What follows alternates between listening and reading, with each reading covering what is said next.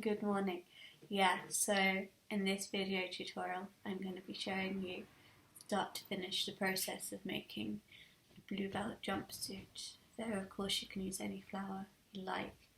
But yeah, so this is it. This is going to show the process from foraging for the flowers, and then printing and dyeing with them, and then eventually crafting a jumpsuit out of the fabric. It's been a really fun project, and I hope it can inspire you to do a similar thing. Obviously you can use any flower you like or create any item of clothing you like. It is just kind of a basic outline of how to do it, and yeah, I really hope it's helpful. This will probably be a 3-part series, just to simplify it a bit more. I think the foraging and the dyeing, and then the jumpsuit tutorial itself. But yeah, I hope you enjoyed the video. So I just thought I'd add on, the reason I've been doing this is for a university project on sustainability, and yeah, I truly have tried to make it as sustainable as I can throughout. So the bluebells were foraged. I don't even know if forage is the right word, but they were collected from the local wood while they're in season. I did wait till they had germinated and they were pretty much done, so it wasn't just, wrecking all the beautiful forests for everyone else. So yeah, they were pretty much dead. So it didn't require any driving, so no carbon emissions in that way. So yeah, totally sustainable, and it was a perfect project, I think, for Corona, or if anyone else has got to stay at home for any other reasons, got limited mobility. Yeah, so aside from the fabric, which I honestly had to order from Amazon because all the fabric shops are shut. Yeah, very little ecological impact, and the fabric itself is organic cotton, and I think some of it's cardi cloth, which you should definitely look up because it's a brilliant socially sustainable material, along with the environmental sustainability. So yeah, so basically it's sustainable. It's a sustainability project for isolation and any flower you like. And yeah, I'm sorry for rambling. I'm probably going to do that quite a bit in these videos, but honestly it's the way I speak, and yeah, I really do hope you enjoy it. So yeah. So in this clip here you can see I'm foraging for the bluebells.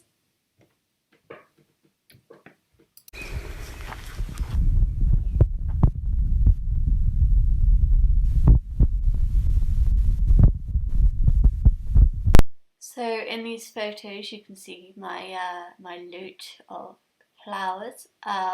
Initially at the start I just collected all the ones I could see for a variety of colours, so I pounded them with a hammer with a rolling pin onto the plain cotton, but honestly it didn't really work. I'll show you a photo of the outcome, but from that decided just to use bluebells because that was the strongest pigment that came out of them. So this was the result. Not that beautiful, let's be honest.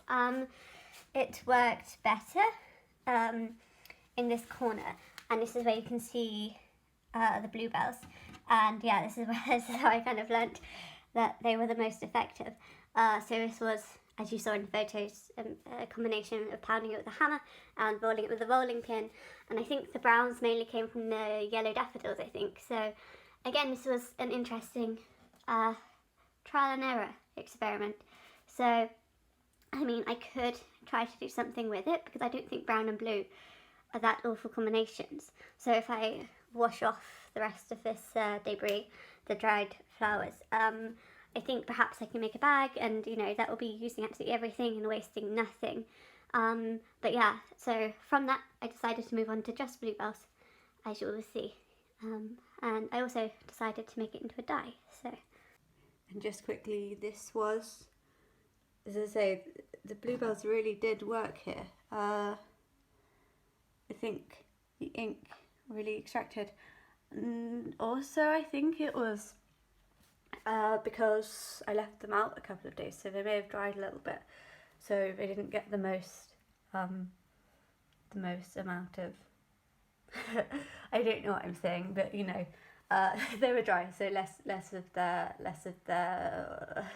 ink came out. I think it's not the right word, but you'll see when I did the next trial, the fabric was wet when I was pounding them on, so did a similar technique, but it helped if both the flowers were more hydrated and the fabric itself. So here you can see my frozen bluebells. I froze them because I wanted to retain their moisture and work with them another day. So here I am layering up in a pot of boiling water between the layers of fabric in 2 pots, and I set it to simmer, as I say, just layering in as many as I could throughout the fabric. And as you can see here, it didn't really work that well on this piece. So I decided to try the same technique as earlier, this time on the damp fabric before it had dried. Putting down the bluebells, whichever ones I had left, they were still frozen, and pounding them with a hammer and also rolling them with the rolling pin.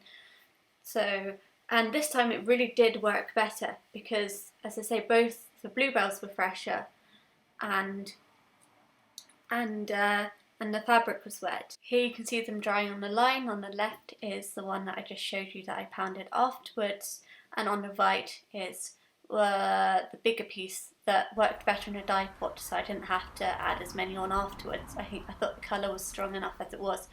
I could have, but I didn't, and that's actually the one I ended up making the jumpsuit out of. That was 3 meters of fabric. Hi, so I realised that I didn't actually give enough details on the dyeing process. It was just really photos. So basically what I did was I had to pre-soak the fabric in a soy milk mordant. So I did probably half soy milk, half water in a bucket with all the fabric. So first washing the fabric and letting it dry, and then I put it in this bucket with the soy milk and water, and I left it for probably 24 hours. And then I left it out to dry, and then I did the same process. I soaked it, I added more milk, and I soaked it for probably another 24 hours, and then the last time, I don't know, for maybe 6 hours, or didn't really matter, because as long as, I think just, it left long enough for the soy milk to attach to the fabric. And I think, correct me if I'm wrong, but I believe you soak it in the soy milk mordant because it's a protein, so the dye attaches better to the protein. You can use many other different mordants like alum, but obviously I wanted to make it as eco-friendly as possible and as accessible as possible. Obviously you can get soy milk at the supermarket. So yeah, that's what I did. So I soaked it, and then I left it out to dry for one last time before putting it in the dye. So as I say, for the dye bath I did probably half bluebells, half water, and then, as I say, layered them all up within the folds of the fabric, set it to boil, and then set it to simmer. And then, because I was leaving it overnight, perhaps this is where I went wrong, I couldn't leave it, I obviously couldn't leave the hob on overnight, so I hoped that just by it soaking in the bluebells, it would just, it would extract enough of the dye.